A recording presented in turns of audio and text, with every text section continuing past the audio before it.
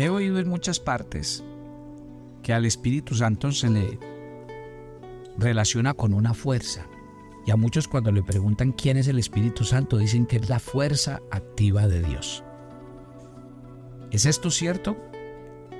¿Es el Espíritu Santo una fuerza, una energía? Buenos días, soy el pastor Carlos Ríos y este es nuestro devocional Maná, una aventura diaria con Dios. Hoy voy a tener la oportunidad de ampliar lo que hablamos ayer.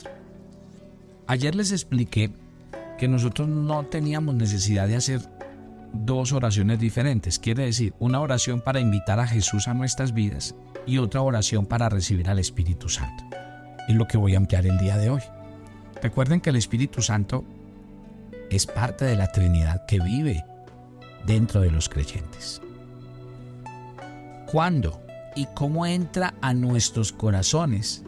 Es discutido por varias razones. Y yo creo que aquí es donde viene la confusión. ¿Saben por qué? Porque una cosa es que el Espíritu Santo venga a ser morada en nosotros. Otra cosa es experimentar la llenura y el bautizo del Espíritu Santo. ¿Sí ven? Yo creo que ahí es donde están las confusiones. Porque una cosa es que uno tenga el Espíritu Santo, pero ustedes van a ver que en muchas ocasiones los discípulos, el ministerio, recibieron como una porción especial del Espíritu Santo. ¿Sí? O sea, el Espíritu Santo llenaba a las personas de manera sobrenatural y habían tiempos de milagros y habían cosas maravillosas. Entonces, por eso es muy diferente hablar de la morada del Espíritu Santo, que es aquella que recibimos cuando recibimos a Jesús, y otra cosa es experimentar la llenura y la plenitud. Y a eso más adelante yo les voy a hablar. Les voy a dar los pasos de cómo experimentar la llenura y la plenitud del Espíritu Santo. Pero yo me voy a quedar aquí porque fue el tema que les prometí para esta mañana. Les prometí que hoy íbamos a hablar de aquella morada del Espíritu Santo en cada uno de nosotros cuando recibimos a Jesús. Las Escrituras claramente indican que los creyentes son morados por el Espíritu Santo. Es decir, que el Espíritu Santo como que se muda a vivir dentro de nosotros. Y hay un detalle. No sé si usted lo sabía. El Espíritu Santo en el Antiguo Testamento iba y venía de las personas. Por eso usted ve que cuando Dios desechó a Saúl como el primer rey de Israel, dice que el Espíritu de Dios dejó la vida de Saúl. Porque cuando fue ungido por rey, dice que el Espíritu Santo vino sobre él y le mudó el corazón en otra persona. Pero Saúl no obedeció a Dios. Saúl fue muy llevado de su parecer. Y Saúl entró en muchos pecados. Entonces, dice la Biblia que el Espíritu de Dios se apartó de él. Por eso usted encuentra a David cuando pecó con Betsabé, que cuando él en el Salmo 51 hace su oración de arrepentimiento, él hace una expresión: no quites de mí tu Santo Espíritu. Porque esa era la consecuencia del pecado, de la idolatría. Y por eso en el Antiguo Testamento el Espíritu Santo iba y venía sobre las personas. ¿Qué cambia en esta dispensación donde ahora el Espíritu Santo viene sobre los creyentes? Ya nunca más se vuelve a ir. Les voy a explicar en futuros programas. Hay algo que sí puede pasar, y es que el Espíritu Santo mora en nosotros y ya nunca más se va a ir, pero el Espíritu Santo puede ser contristado. El Espíritu Santo puede ser apagado y a veces hecho a un lado. Y eso le puede estar pasando a muchos cristianos, por la misma razón de la que hablábamos el día de ayer, que cuando la gente desconoce al Espíritu Santo y su obra, pues cuando uno no conoce algo, pues no lo tiene en cuenta. Así de sencillo. Entonces, sigamos avanzando. Las Escrituras claramente indican que los creyentes somos morada del Espíritu Santo, que Él mora en nuestros corazones. ¿Cuándo pasó eso? En el momento de la conversión. Y les voy a leer algunos pasajes para que ustedes vean, sustentado bíblicamente, que cuando uno recibe a Cristo, recibe al Espíritu Santo. Mire, en primer lugar, 1 Corintios 12:13 dice: todos fuimos bautizados por un solo Espíritu para constituir un solo cuerpo. Ya seamos judíos, gentiles, esclavos o libres, a todos se nos dio a beber de un mismo Espíritu. O sea que es por el Espíritu Santo que somos conformados y incluidos en la familia de Dios y empezamos a ser miembros del cuerpo de Cristo. Todos los creyentes, pónganme la atención, los creyentes, todos tenemos el mismo Espíritu, que es el Espíritu Santo. Y aquí se lo voy a explicar con este pasaje que me encanta. Escríbalo ahí en sus agendas. Efesios 1:3, este pasaje es clave porque es más específico sobre el momento exacto en que recibimos al Espíritu Santo. Miren lo que dice el texto. En él también ustedes, cuando oyeron el mensaje de la verdad, el evangelio que les trajo la salvación y lo creyeron, fueron marcados con el sello que el Espíritu Santo les ha prometido. ¡Qué belleza! Aquí está, ¿sí vio? Yo creo que más claro no puede ser. Y fue exactamente lo que Pablo les expliqué ayer que hizo con aquellos 12 hombres de Efeso, que después de que oyeron a Pablo, Pablo les explicó la muerte, la resurrección y ellos creyeron, fueron bautizados. Sí, en él ustedes, cuando oyeron el mensaje de la verdad y cuando Dios trajo salvación a sus corazones y ustedes creyeron, ustedes fueron marcados con el sello que es el Espíritu Santo prometido. Mire también otro pasaje que es clave para que me entienda mejor esto. Romanos capítulo 8, versículo 9 explica que si alguno no tiene el Espíritu de Cristo, no es de Cristo. ¿Sí ven? Si alguno no tiene al Espíritu de Dios, pues no es de Cristo. Entonces, las Escrituras declaran, pero claramente, que todos los creyentes tenemos el Espíritu Santo. Ahora, eso es muy controversial. ¿Por qué? Se los expliqué ahorita al comenzar. Porque hay una diferencia entre el Espíritu Santo morando en nosotros y el Espíritu Santo llenándonos a nosotros. El llenar con el Espíritu Santo fue usado por Dios desde el Antiguo Testamento. En Deuteronomio 34:9, Josué fue llenado del Espíritu Santo para hacerse cargo de las responsabilidades que Moisés tenía como líder. Ya les conté el caso del rey Saúl en 1 Samuel 10, cómo él y su siervo fueron llenados del Espíritu Santo y empezaron a profetizar. Y en Lucas 1:15, el ángel explica a Zacarías que su hijo, o sea Juan el Bautista, sería lleno del Espíritu Santo. Mire que después de la muerte y la resurrección de Jesús, el Espíritu Santo continuó a llenar a la gente, incluyendo por allá a Pedro en Hechos 4:8, y a Pablo en Hechos 13:9, y a los discípulos por allá en el mismo versículo 52 de Hechos 13 también. ¿Y esto qué es? Mire que la palabra llenura es muy diferente a la palabra morada.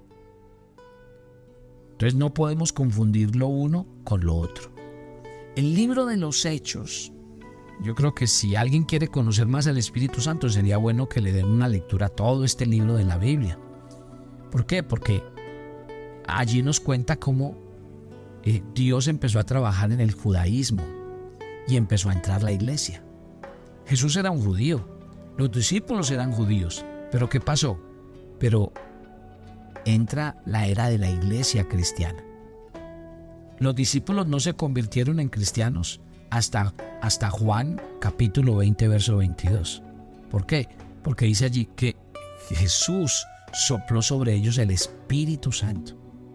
En Hechos capítulo 2 verso 4, ¿se acuerdan? Pentecostés. Allí fueron llenos del Espíritu Santo. Y si usted va a Hechos capítulo 8 versos 14 al 17, Dios no le dio a los samaritanos el Espíritu Santo hasta que Pedro y Juan lo pudieran ver. No sabemos por qué, aunque quizá fue para que estos judíos piadosos pudieran ser testigos de la llegada del Espíritu Santo sobre un grupo de gente que ellos no querían, los samaritanos. También nos cuenta la Biblia como en Hechos 10, ¿se acuerdan la famosa historia de un hombre que no conocía a Dios, un hombre que era pagano, Cornelio? Pero mire que el Espíritu Santo ese día vino sobre Cornelio, vino sobre Pedro. ¿Y qué pasó? Los judíos se quedaron asombrados de que el don del Espíritu Santo se derramara sobre los gentiles, sobre el pueblo que no era el pueblo de Dios. Para mí es muy importante esta clase del Espíritu Santo que estoy hablando el día de hoy. ¿Por qué? Porque yo creo que es trascendental para un cristiano entender la morada del Espíritu Santo en su corazón. Primera de Corintios, capítulo 6, versículos 19 y 20 dice que ustedes y yo fuimos comprados por un precio, que el Señor nos libertó por medio de su sangre y nos sacó de la esclavitud, de las tinieblas, del pecado y convirtió nuestro cuerpo en templo del Espíritu Santo. Díganme ustedes, ¿qué se hace en un templo? ¿Qué cosas se practican en un templo? ¿Por qué el apóstol Pablo utiliza la expresión que nosotros somos templo del Espíritu Santo? Porque si Él vino a morar en nosotros, entonces la idea es que nosotros aprendamos cada día a consagrar y a entregar nuestras vidas limpias para Él. Si nosotros somos vasijas y somos vasos, la idea es que estos vasos estén limpios para que podamos recibir esa plenitud y esa gracia que viene de parte de Dios para nuestras vidas. El Espíritu Santo es un regalo de Dios y es un regalo para que nosotros podamos vivir vidas cristianas sobrenaturales, vidas cristianas donde aprendamos a orar, pero que nuestra oración sea una oración contundente, donde aprendamos a leer las Escrituras, pero que al leerlas entendamos, nos convirtamos, nos arrepintamos y dejemos que la palabra de Dios produzca fruto en nuestras vidas. Ahí está el secreto del Espíritu Santo en un cristiano. Que muchos hablan de manifestaciones, de milagros. Mire, yo quiero serle sincero. Si el Espíritu Santo a través de mi vida hace o no hace milagros, si se ven las manifestaciones, para mí ese no es un papel, digamos, una prioridad. Para mí es una prioridad en mi vida. Entender primero quién es el Espíritu Santo. Hacer que mi vaso sea un vaso digno para que Él venga, habite, more y Él, encontrando un corazón limpio, tenga toda la libertad de moverse con poder y hacer milagros en medio de mi vida. Así que yo quisiera invitarlos esta mañana a que seamos cada vez más conscientes de la realidad y de la obra que el Espíritu Santo viene a hacer en cada uno de nosotros. Si ustedes y yo entendemos hasta el día de hoy esto que les he enseñado, entonces de aquí en adelante lo que vamos a aprender del Espíritu Santo sí que nos va a revolucionar la vida. ¿Quiénes quieren aprender más del Espíritu Santo? ¿Qué hace? ¿Cómo actúa? ¿Cómo se mueve? ¿Sus dones? Vamos a aprender todas estas cosas, pero ojo con estas 3 lecciones que llevamos hasta el día de hoy, desde que comenzamos esta semana. Porque es demasiado importante que entendamos que el Espíritu Santo está en nosotros, que nosotros somos vasos y que Él se va a mover con poder, con libertad, con autoridad en alguien que entiende quién es el Espíritu Santo y hacia dónde nos quiere llevar. Yo les voy a invitar a que ahí donde están hagan una oración conmigo. Hablen al Espíritu Santo y digan: Espíritu Santo, gracias, porque ahora soy consciente y ahora creo en mi corazón que tú estás dentro de mí, que mi cuerpo es templo y habitación tuya. Dígale al Espíritu Santo: yo quiero que este vaso que soy yo, sea un vaso que cada día se limpie, sea un vaso que cada día esté dispuesto, sea un vaso para que tú dentro de él te muevas y hagas en, con y a través de mí cosas extraordinarias y sobrenaturales. Señor, yo en mis propias fuerzas no lo puedo hacer. Ahora entiendo que si el Espíritu de Dios está en mí, Él me va a enseñar a orar, Él me va a enseñar a leer, entender, comprender y obedecer las Escrituras y a vivir como un verdadero hijo de Dios. Gracias, Señor, por cada oyente de Maná. Y gracias porque yo sé que van a pasar cosas grandes. La mente y el corazón se les va a alumbrar. Se les van a caer a ellos muchos esquemas mentales, mucha sordera, mucha ceguera, mucha dureza del corazón se va a ir al piso, porque cuando venga el Espíritu Santo, Él alumbrará, brillará y traerá lucidez a nuestros corazones de la clase de cristianos que somos y tenemos que llegar a ser. Gracias por tu obra.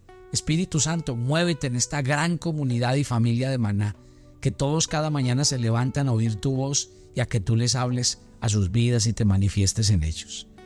Gracias te damos en Cristo Jesús. Amén y amén. Gloria a Dios. Los espero mañana. Bendiciones para todos. ¿Quieres recibir todos nuestros audios de lunes a viernes? Escríbenos a nuestro WhatsApp +57 305 220 5599. También puedes unirte a nuestra comunidad en WhatsApp dando clic en el enlace de la descripción de este video. Te invitamos a unirte a nuestra comunidad. Toma tu agenda devocional Maná.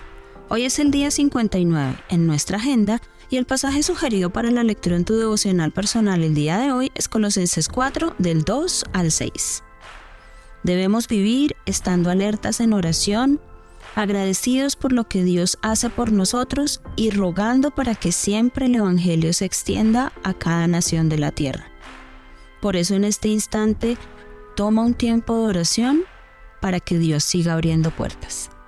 Te invitamos ahora a que respondas las preguntas que encuentras en tu agenda que te llevarán a conocer cada vez más a Dios y crecer en tu vida espiritual. Y para confirmar tus respuestas, visita nuestra cuenta de Facebook Devocional Maná o nuestra página web devocionalmaná.com.